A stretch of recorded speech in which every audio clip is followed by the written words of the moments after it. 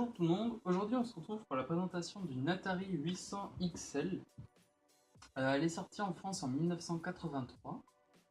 Alors le principe de cette console de jeu, en fait, c'est le mix entre un ordinateur personnel et une console. Donc on peut programmer avec, comme jouer, avec une cartouche par exemple ici, ou directement en créant un jeu en programmant. Donc cette Atari possède un port parallèle pour les cartes de jeu ou de programme, un port d'extension à l'arrière où on peut y relier un lecteur de cassette, un dictaphone, je crois, une souris, un trackball, donc l'ancêtre de la souris, ou, ou une imprimante 4 couleurs, c'est vrai.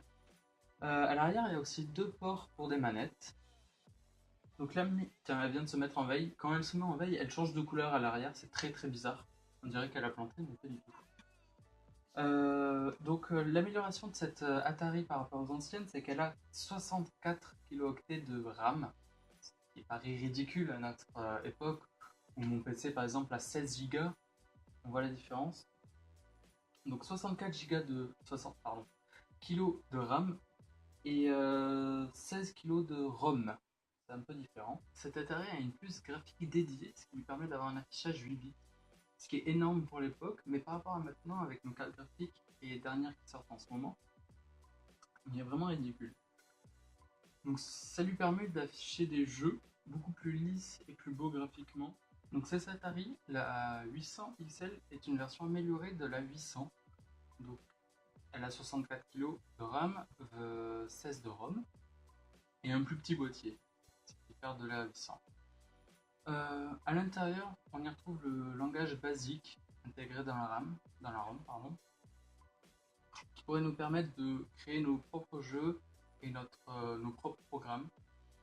Donc elle dispose également d'un test intégré qui va nous permettre de tester le son, la mémoire, le clavier et les graphismes sûrement.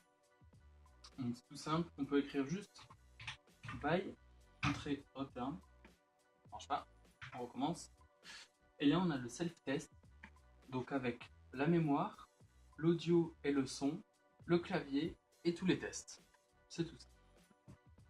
Donc cette Atari ne contient pas de mémoire de masse comme la quasi-totalité de ses concurrentes de l'époque, mais on peut y ajouter un magnétocassette ou un lecteur de disquette qui va servir à compenser cela. Donc avec cette Atari, on peut brancher, à l'aide d'une grosse prise carrée à l'arrière, plusieurs appareils en série, comme par exemple un lecteur de disquette, le magnétoscope, une imprimante. C'est exactement le même principe de l'USB et ça vient sûrement de là. Et ça en fait un point fort de cette Atari. Comme avec son prix, sa qualité graphique et sonore, ça en fait une grande console et ordinateur de l'époque et ça l'a rendu très populaire dans les années 85 environ.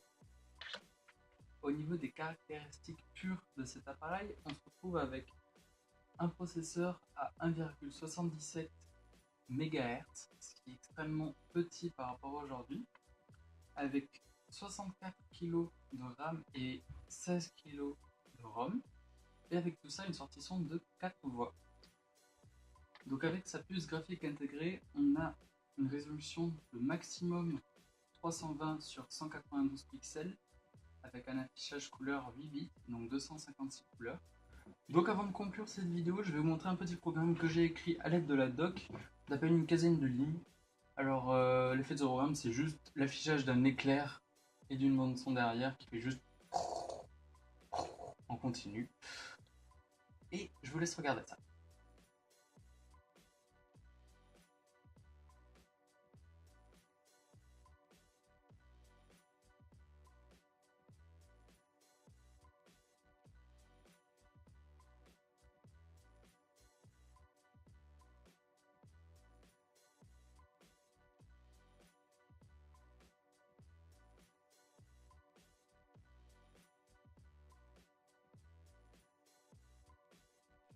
Donc voilà, c'est rien d'impressionnant, mais c'est le premier programme que j'ai réussi à faire, simplement à l'aide d'une doc, mais quand même, sur cette Atari 800 XL.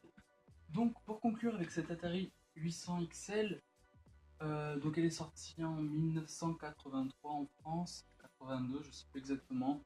Elle est très pratique, celle-là elle fonctionne parfaitement. Pour la petite histoire, je l'ai trouvée dans un petit vide-grenier, vraiment petit, dans une petite maison, un peu perdue dans la montagne, à peine 10 euros, ce qui est extrêmement peu pour une Atari comme ça, en parfait état, avec la boîte, la notice. Vous pourrez retrouver sur mon site, qui sera en description, qui s'affichera sur l'écran sûrement, je sais pas vous encore.